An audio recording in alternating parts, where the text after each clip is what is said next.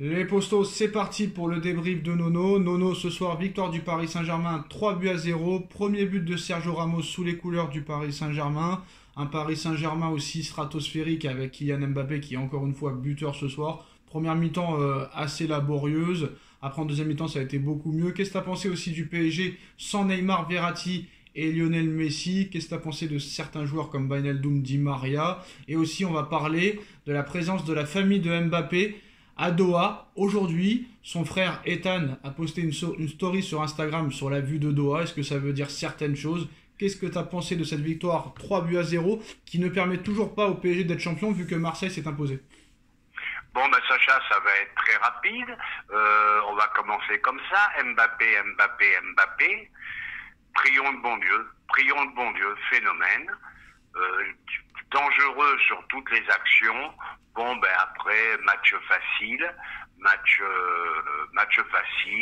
et on a fini au petit trot, tranquille.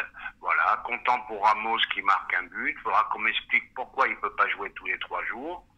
Après, sur l'ensemble du match, qu'est-ce que tu veux dire? Cette Ligue 1 est tellement faible que je n'arrive plus trop à débriefer les matchs parce que vraiment cette Ligue 1 est très faible. Et maintenant, quant à la famille de Mbappé qui se trouve à Doha, et ben là tu m'étonnes, je n'étais pas au courant et c'est peut-être un signe. Parce que là, on a vu certains médias espagnols commencer vraiment à être pessimistes sur l'avenir de Mbappé au Real Madrid. Il y en a même qui disent que s'il refuse le Real Madrid cet été, bah, il dit au revoir définitivement au Real Madrid. Ça, c'est encore une chose vraiment à prouver, parce que rien ne nous dit que Pérez ne reviendra pas dans 2 ans. Mais le problème, c'est qu'il y a un accord verbal entre Pérez et Mbappé, et si Mbappé n'honore pas cet accord verbal, peut-être que Pérez le prendra très mal. Bon, maintenant, je sais plus quoi dire sur cette histoire, hein. Ça change tellement tous les jours. Là, tu m'apprends que la famille est à Doha, donc je pense qu'ils sont pas partis en vacances. Donc, ils ont dû y aller pour parler avec l'émir. Voilà, maintenant, comme je te dis, hein, tous les jours ça change. Hein. Après, Nono, là, on sait plus trop quoi dire, hein, je te dis franchement. Toute l'après-midi, ils en ont parlé de cette story. Ah bah oui, mais j'étais pas trop au courant. Pas trop au courant de cette histoire. Quoi qu'il en soit, un large victoire, clean sheet, Ramos, Marquinhos, Kylian Mbappé buteur, Eric Junior et Bimbe intéressant, hein, qui a remplacé Icardi qui s'est encore blessé. Fin de saison pour Icardi, fin de saison pour Draxler, fin de saison pour Paredes, c'est toujours à mourir de rire. Danilo, hein, qui est quand même assez combatif dans le match, j'ai pas mal aimé. Une passe décisive de Di Maria, mais tu sens quand même que c'est la fin. Mais bon, en première mi-temps, il n'y a pas du tout eu de rythme. En deuxième mi-temps, ça a été beaucoup mieux. On a vu un Marquinhos aussi impliqué, je sais pas, qui était nerveux, je trouve, qui avait la rage ce soir. Bon, il y a quand même beaucoup de problèmes dans cette équipe qu'il va falloir améliorer. On a vu un sourire de Leonardo, qu'est-ce que ça veut dire, je ne sais pas non plus. Mais voilà, il n'y a pas grand-chose à dire sur ce match. Il n'y a pas vraiment grand-chose à dire en fait. Tout ce qu'on va parler maintenant, c'est... Eh ben si, je vais te dire un truc quand même sur Pochettino. Qu'est-ce qu'il attend pour faire rentrer les jeunes dès le début? Simons à la 86e et l'autre petit jeune que je n'arrive pas à prononcer son nom à la 86e aussi. Bah, j'ai peut-être un argument pour toi. Hein. Voilà. Il y a deux solutions. Soit il fait exprès de pas les mettre pour que le PSG les perde en fin de saison. Tu me fais la misère, je te fais la misère. Ou est-ce que réellement ils sont si forts que ça? Parce que de là à ne pas les faire jouer du tout, même quand tu as 15 points d'avance à 7 journées ou 6 journées de la fin, on peut quand même se poser des questions. Hein. Je suis désolé. C'est là le problème, Sacha. Voilà. Je comprends pas. Tu les fais rentrer à la 86e. Comment tu veux les juger? Comment tu veux savoir ce qu'ils valent? Faites-les jouer un match entier. De quoi il a peur? T'es champion. Quoi qu'il arrive, tu vas être champion. Alors, je comprends pas. Cette insistance a pas... Est-ce que c'est pour faire chier le club? Est-ce que c'est pour faire chier le club, honnêtement? Ah, j'en sais rien. Moi, je te dis franchement, je suis à peu près sûr que Simons ne re-signera pas. Oui, mais voilà. Pas grand monde le veut non plus, hein. Faut arrêter, hein. Bon, je suis d'accord avec toi, mais on sait pas ce qu'il vaut. Qu'est-ce que tu veux que je te dise? Je sais pas. Les jeunes, ils n'y arrivent pas avec les jeunes. Et encore, le jeune qui est rentré en première mi-temps parce qu'Icardi se blesse. Autrement, tu avais 6 jeunes sur le banc de touche et aucun titulaire. Voilà, toujours ce même problème avec Pochettino. Et en plus, ce soir, on a vu qu'enfin, il a fait un système à 3 défenseurs et pistons sur les couloirs. Hein, mieux vaut tard que jamais, comme on dit. Ouais, puis en plus, je vais te dire, dire, je continue sur cette histoire de jeunes. C'est tellement faible, je m'excuse d'insister là-dessus, mais c'est tellement faible cette Ligue 1. Fais-les jouer, qu'on voie à peu près leur niveau. Je comprends pas. Bon, aucun joueur n'est venu saluer le parquet des supporters à l'issue de la rencontre. Bon, ça, c'est pas nouveau, hein. On a pu aussi voir, je sais pas si tu as vu sur le but de Sergio Ramos, hein, où il dit clairement, on le lit sur les lèvres, hein, d'ailleurs Canal+ a réussi à trouver l'image, la putain de Madley, la putain de ta mère. Oui, c'est la niaque de Sergio Ramos. Dommage qu'on a un Ramos en fin de carrière, diminué physiquement. Voilà, dommage. Après, je vais pas me faire des amis. Malgré tout, respect à sa carrière, quoi. Après, je vais pas me faire des amis, Nono, mais ce soir, l'arbitrage de Marseille-Nantes, j'ai l'impression que la LFP a tout fait pour que Paris soit le champion le plus tard possible, hein. Je sais pas, mais le penalty de Payet, tout ça et tout, ça me paraît assez bizarre. Est-ce que c'est une compensation par rapport au match de dimanche? Moi, je voudrais parler aussi des gardiens, hein. Je trouve que quand même, Keylor Navas a été mis de côté, on va dire, méchamment, pas à juste titre. C'était l'un des meilleurs joueurs ces 2 dernières saisons avec Mbappé et Marquinhos et on l'a jeté comme un malpropre en pensant que l'autre était meilleur parce qu'il avait gagné 1 euro. Moi je crois que la crise du vestiaire vient de là, de la gestion des gardiens. Voilà, la merde est partie de là. Voilà. Pourquoi mettre Donnarumma, à qui je n'ai rien à reprocher, hein, j'ai été le premier à le féliciter pour son euro, pourquoi aller emmerder Navas avec un gardien aussi fort que lui? Voilà, incompréhensible. Et ils ont fait pareil avec Areola, avec Sirigu, avec Kevin Trapp, et surtout aussi Nono, hein. Je comprends pas qu'un mec comme Pochettino, quand même, qui a fait des finales de Ligue des Champions avec Tottenham, on va ouvrir le dossier aussi à Kimi, hein. Piston droit, c'est quand même une renaissance. Et il a joué à son poste ce soir, il a été bon. Et quand il joue pas à son poste, il est pas bon. Donc à un moment donné, c'est quand même pas les dirigeants qui t'empêchent de mettre Hakimi piston droit, par exemple. Tu vois ce que je veux dire? Oui, je pense qu'il y a vraiment un problème d'entraîneur. Et quand je vois et je lis qu'il espère faire encore une saison l'année prochaine, j'hallucine complètement. J'espère qu'ils céderont pas à ça. Tu mets les joueurs à leur vrai poste, c'est sûr que tu as une équipe quand même qui est supérieure. Mais malgré tout, il y a quand même toujours ce manque d'intensité. Ah oui. Ils ont pas envie de faire mal. Voilà ce que je veux dire. Ça, c'est un match que tu dois gagner. Allez, je vais pas exagérer, mais tu dois gagner facilement 5 ou 6-0.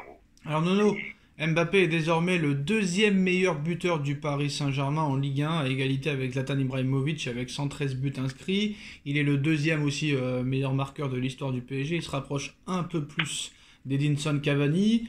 Honnêtement, là, vu ce qu'on a parlé de sa famille qui est à Doha, tout ça et tout, mais Pérez de l'autre côté qui toujours te dit tranquillo. Honnêtement, sur le dossier Mbappé, qu'est-ce qui va se passer après, d'après toi, même si ça change tous les jours? Alors là, je te dis franchement, j'ai tellement. Ah bah d'ailleurs, ton grand ami, je te coupe, je me permets de te couper, hein. Comme ça tu réagis en même temps. Ton grand ami Emmanuel Macron a été questionné ce soir sur la question de Mbappé. Ah, je l'avais pas vu. Voilà, on lui a posé la question. Alors on va essayer un petit peu de lire attentivement ce qu'ils ont dit. En gros, si je me rappelle bien, le journaliste de Quotidien lui pose la question: comment on peut retenir Mbappé alors qu'on est supporter de l'Olympique de Marseille? Mais il lui répond, Macron, c'est pas une question de jouer à l'Olympique de Marseille, c'est une question que c'est un joueur exceptionnel et qui doit rester en Ligue 1. Donc ça prouve bien qu'il ne dément pas et qu'il peut-être il fait tout aussi de son côté pour le faire prolonger. Ah non, mais ça c'est indéniable. De tous les côtés, tout le monde fait tout pour qu'il reste. C'est lui qui prendra la décision. Là vraiment, tu vois, j'étais hors du coup. Je savais pas que Alors voilà. Je savais pas que la famille était à Doha. Si, donc, ils sont à Doha. point d'interrogation. Ils sont à Doha. Le frère Ethan a pris une photo et l'a mis sur Instagram. Alors, journaliste de Quotidien, comment on peut être pour l'OM mais tout faire pour que Mbappé reste au Paris Saint-Germain? Macron répond: parce qu'il n'est pas question qu'il aille à l'OM, donc il vaut mieux se battre pour qu'il reste en Ligue 1, parce que c'est un immense joueur. Et d'après certains aussi médias espagnols, aussi, qui en ont parlé hier, la clim pourrait être incroyable, hein. Eux qui disaient depuis des années qu'il finirait au Real Madrid en 2022, ils ont parlé de pouvoir au niveau du Qatar incroyable que aucun autre club n'a, que ce soit au niveau financier, que ce soit au niveau publicité, que ce soit au niveau patron dans l'équipe, tout ça et tout, on va lui offrir quelque chose que aucun autre club dans sa vie pourra lui proposer. Donc Ah bah oui, bah là c'est plus les clés du camion qui lui donne. Là, c'est monsieur Mbappé, le patron. Honnêtement, Nono, quelque chose qui intéresserait peut-être les gens. Si tu étais à la place de Mbappé, toi, tu ferais quoi, honnêtement? T'es à sa place. Au Real, même s'il gagne une Ligue des Champions au Real, il rentrera pas dans la légende. Le Real en a gagné 10, Ouais. je sais plus combien. 13, Nono, 13. Ouais, 13. Oh. Moi, je suis lui, je re-signe 2 ans et j'essaye vraiment de gagner cette Ligue des Champions. Et je mets les mains dans le cambouis et je m'occupe de tout, et même des recrutements. Alors, je donne mon accord ou pas. Alors Nono, Voilà. c'est marrant, on va parler juste un petit peu du match du Real Madrid qui a gagné 2-1 ce soir, hein. Mais Karim Benzema qui rate 2 pénaltys. Donc c'est quand même très très rare, hein. Ben oui. Et surtout, je voudrais que tu me parles aussi de la victoire exceptionnelle et du jeu exceptionnel hier de Liverpool face à Manchester United. Et comme je disais dans mon débrief, quand tu es supporter du PSG par exemple et quand tu vois Liverpool jouer, tu peux vraiment être jaloux, hein. C'est comme si je te disais que tu mettais un gros à côté d'un beau gosse ou d'un mec musclé. Là, t'es dégoûté. Là, vraiment, c'est pareil. Eh ben, c'est ce que je te disais hier. Je vois Liverpool monstrueux hier. Et la passe de Mané, Nono, la passe de Mané pour ça là, Oui, c'est... oui, magnifique, magnifique. Une intensité inimaginable. Et je te cache pas que j'ai un peu regardé aussi aujourd'hui Arsenal contre Chelsea, mais ça va à 3000 à l'heure. C'est plus le même football. Donc les difficultés, à mon avis, du PSG, je le maintiens, je suis peut-être lourd, viennent de la Ligue. Les deux pénaltys de Benzema, quand même, c'est quand même... Bon, ben ça arrive à tout le monde. Hein. Deux pénaltys, c'est rare quand même. De rater 2 pénaltys, c'est rare dans un seul match. C'est rare quand même. Ben, 2, c'est rare, mais ça arrive à tout le monde. Ben, avec la saison qu'il a fait, on peut lui dire, Karim, c'est pas grave. Oui, mais là, honnêtement, Nono, si Mané gagne la Ligue des Champions, la Première Ligue, et qu'il gagne les autres coupes à côté, si vraiment il lui donne pas de ballon d'or, faudra que la FIFA donne des comptes, hein, parce que là, vraiment, c'est Ben, à impressionnant. mon avis, ça se jouera entre les deux. Ouais, mais attends, là, Mané, c'est exceptionnel. Et s'il continue sur ce Oui, il peut rythme-là... être malheureux, Mané, c'est que c'est peut-être la Coupe du Monde qui peut faire la différence. Non, je pense pas. Quand tu gagnes la Ligue des Champions, la Première Ligue, peut-être la Ligue des Champions, peut-être les coupes, peut-être la CAN. Le mec, il a gagné la CAN aussi, faut pas oublier. Il a presque gagné beaucoup de choses déjà, hein. Honnêtement, incroyable. Voilà, mais je t'en reviens, ces 2 matchs de Ligue anglaise que j'ai vus, là, en 2 jours, là. Oh, Non, hier soir, c'était Première Ligue, hier soir. Première Ligue. Hier soir, c'était Première Ligue contre Manchester United, le 4-0. Oui, oui, c'est ce que je te dis. Hier soir et aujourd'hui, j'ai regardé un petit peu aussi Arsenal. Bon, quand Oh, même, Arsenal 4 à contre Chelsea, gros match, hein. Gros match. T'as l'impression que c'est plus le même sport, ça va à 2000 à l'heure. Je sais pas. Et je pense que c'est ça qui manque au PSG, d'avoir des combats toutes les semaines. Voilà. Tous J'ai les matchs l'impression, sont durs là-bas. Tous les matchs sont durs en Angleterre. J'ai l'impression quand même qu'on dit la même chose depuis 2011, hein. Bref. Eh ben oui, mais qu'est-ce que tu veux? C'est peut-être là le problème du PSG, Sacha. Le PSG n'a peut-être rien à faire en Ligue 1, c'est ça le problème. Voilà. Oui, mais le Bayern de Munich qui gagnait le championnat à l'époque avec Pareil. Non, attends, je Bon, t'explique. bah, Non, mais je qu'est-ce que t'explique. je te dis Je t'explique. Quand le Bayern gagnait avec 30 points d'avance, mais qui quand même gagnait avec des champions, on ne disait pas que la Bundesliga était faible. Donc arrêtez de l'exclure Oui, sur mais la ils n'ont Ligue 1. pas gagné 50 points non plus, la Ligue D'accord. des Champions, le Ah Bayern. d'accord, donc ils l'ont gagné en 2013, ils l'ont gagné en 2020 et ils vont toujours en demi-finale, à part cette année et à part l'année dernière. Donc à un moment donné... D'accord, bon, Paris voilà. a fait des beaux parcours aussi. Non, Finale, arrête, une quel beau demi-finale, parcours. des quarts de finale. Quel beau parcours. T'as fait un Final 8 contre Leipzig et Atalanta, même pas de match aller-retour. T'as fait un beau parcours l'année dernière et ça s'est arrêté là. Sinon après, à Et de part toute 4... façon, je vais te reprendre, et je vais même te reprendre, Non, même mais si le Bayern gagne avec 15, 20 ou 30, 25 points d'avance, le football allemand est beaucoup plus fort que le football français en championnat. Ça, c'est sûr et Je suis certain. désolé. Moi, je suis désespéré du niveau de la Ligue 1. Désespéré. Quand tu vois que Lyon est battu à Brest encore aujourd'hui, tu te dis, tu comprends plus rien au ballon. On pourrait en parler toute la nuit sans trouver la solution. Nono, on finira là-dessus. Dites-nous en commentaire ce que vous en pensez. On like, on partage, on commente, on s'abonne et on se retrouve très vite pour une nouvelle vidéo. Tchuss.